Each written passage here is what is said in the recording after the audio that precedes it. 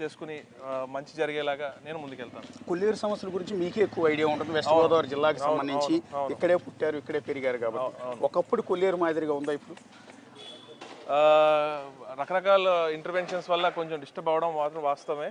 కానీ ఈ ప్రభుత్వం వచ్చాక మాత్రం కొల్లేరు సమస్యలు తీర్చడానికే దృక్పథంతో ఉంది. ఆ కొల్లేరు సమస్యల్ని ఏదున్నా కూడా త్వరలో కష్టమైనా కూడా ఒక పాజిటివ్ దృక్పథంతో వెళ్తేనే మనం సమస్య పరిష్కారం దిశగా వెళ్తుంది. కొల్లేరు ఒకప్పుడు 5వ కాంటూరు కుదించారు.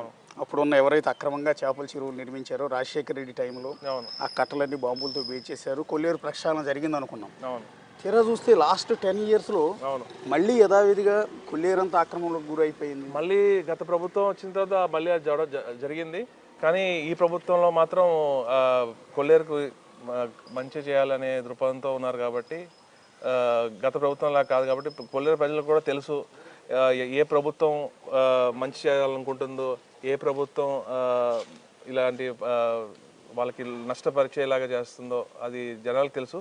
ప్రజల జీవన ప్రమాణాలు పెరిగే విధంగా, ప్రజలకు మంచి జరిగేలాగా వృత్తి సంఘాలు కానివ్వండి, రైతు సంఘాలకు కానివ్వండి, కేంద్రం నుంచి రావాల్సినవన్నీ నేను ఆన్ డైలీ బేసిస్ నా టీం నేను రెడీ చేసుకుని అట్లా ప్రతి దాని మీద వర్కౌట్ చేసి ఒక కంట్రోల్ రూమ్ పెట్టి వాళ్ళకి అన్నీ అందేలాగా నేను కృషి చేస్తాను.